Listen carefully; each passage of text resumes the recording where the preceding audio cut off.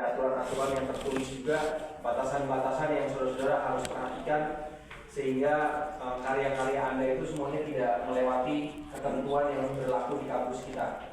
Terus memberikan rekomendasi beberapa buku-buku perpustakaan. Nah, mulai angkatan ke-8 ini kita punya strategi yang lain ya. Karena berdasarkan hasil wawancara beberapa dosen kepada mahasiswa-mahasiswi baru, ditemukan memang masih banyak di antara mahasiswa baru ini yang tidak mengerti atau tidak mengetahui dengan baik tentang teologi reform contohnya. Bukan hanya teologinya, tetapi juga sejarahnya juga. Maka mulai angkatan yang ke-8 ini, di dalam ruangan kelas ini nanti akan ada disediakan beberapa buku-buku wajib yang saudara-saudara harus baca. Jadi ketika nanti saudara-saudara selesai kuliah, biasanya selesai kuliah sampai jam berapa ya Pak? Kuliah sampai jam berapa di sini nanti? 3. Jam 3 saudara istirahat ke kamar, malam hari setelah makan malam diharapkan boleh belajar lagi di sini. Nah makanya nanti sebenarnya bentuk daripada belajar tatanya ini bentuknya nggak perlu kaku seperti kayak anak SD sama SMP. Jadi ini saya juga ngeri juga pas tadi masuk kayak begini modelnya, kumisan semua lagi kan. Wah itu celaka ini kayak begini yang diajar. Jadi fleksibel aja. Kalau misalnya mau dibuat letter U juga nggak apa-apa. Mau lingkaran. Mau bagaimanapun juga nggak ada masalah. Bahkan kalau dosen yang dari Belanda itu malah berantakan sekali. Waktu itu saya pernah lihat tuh ada yang di sini, ada yang di sana, ada yang di sini, gitu ya. Jadi tidak perlu sekaku kayak begini. Tujuannya supaya nanti ruangan ini akan dipakai selama ya nggak sampai 24 jam, tapi keseharian itu akan menggunakan ruangan ini semuanya. Jadi kurang lebih buku-buku yang di perpustakaan itu akan kita masukkan ke sini. Jadi buku yang ada di sini nanti akan kita jadikan referensi buat saudara-saudara semua untuk bisa membaca. Jadi diharapkan kalau nanti selesai kuliah jangan semuanya balik ke kamar dari jam 4 sampai jam 5 nggak keluar kamar lagi tidur semuanya gitu ya. Kita berharap kita punya waktu juga sekitar 2 jam, nggak dituntut sampai jam 10 malam juga. Tapi kayaknya kalian akan lakukan itu juga dengan otomatis karena akan banyak sekali tugas yang sudah disiapkan oleh dosen-dosen juga. Jadi waktu itu memang sangat sedikit sekali dan sangat cepat sekali. Ini beberapa bidang yang juga saya perhatikan gitu ya di kampus ini. Apa yang tadi belum saya sebut? Ya, salah satunya adalah repositori gitu, ya, dan juga karya tulis ilmiah berbasis PKM. Karena kebetulan di kampus ini kita punya 2 jurnal yang secara tipikal itu berbeda. Yang satu berbasis kajian ilmiah, yang kedua berbasis secara penelitian lapangan, gitu. Nah, jadi diharapkan selama nanti saudara menjadi mahasiswa program MTH itu, saudara kalau nggak salah sudah tertulis juga di dalam sini, seingat saya, ada beberapa kali kalian harus melakukan kegiatan pengabdian kepada masyarakat.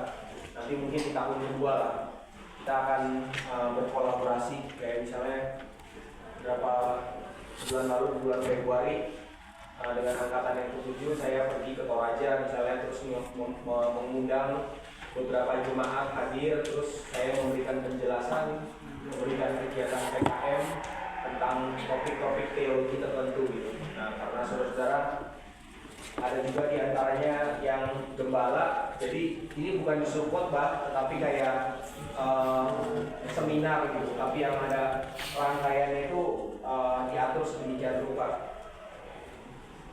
Nah, kalau misalnya kita lihat dari tugas saudara dan juga kami sebagai dosen, kita berpatokan kepada 3 dharma ini, ya. Ada pendidikan, itu dibawahi oleh Waket 1 dan juga Pak Kaprodi, semua Kaprodi, konsentrasi di bagian pendidikan, mengajar dan seterusnya. Dan yang kedua adalah penelitian dan pengembangan dan juga pengabdian.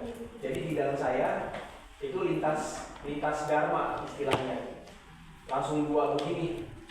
Jadi sebenarnya ya bukan sebenarnya ya dua dharma itu apa ya, kebenaran atau apa ya kan? Dharma itu ya bahasa Sanskerta, ya nilai kebenaran dalam perguruan tinggi itu melaksanakan 3 dharma itu secara bersama-samaan, yang termasuk di dalam pendidikan, seperti belajar di kelas. Nah makanya Kaprodi akan mengatur sedemikian rupa, walaupun tadi saya sudah sampaikan mahasiswa boleh menciptakan suasana ruang kelas yang jangan terlalu official seperti kayak gini, menghadap semua ke sini. Bukan berarti saya suruh kalian menghadap ke tembok sana juga kalau misalnya ngajar. Itu kurang ajar namanya, bukan lagi belajar kan. Itu nantangin namanya. Tapi membuat suasana itu jadi lebih rileks gitu. Jadi kalau saya bisa masuk ke sini, saya mentok sana, balik lagi mundur kan gak enak. Lebih baik kayak letter U. Tapi jangan setiap saat juga seperti kayak gitu. Jadi tinggal nanti pengurus kelas bisa mengatur sedemikian rupa. Saudara juga nanti, biasa sih saya yang berkoordinasi dengan Kaprodi ya, akan mengajak kalian untuk mengikuti kayak seperti kuliah-kuliah umum di STT yang kami anggap punya keterkaitan secara teologi ya. Biasanya dengan sekolah tinggi teologi Amanat Agung, atau enggak sekolah tinggi saat di Malang. Kalau enggak yang paling sering diundang ya di Institut International Reform ya, di Stephen Tong.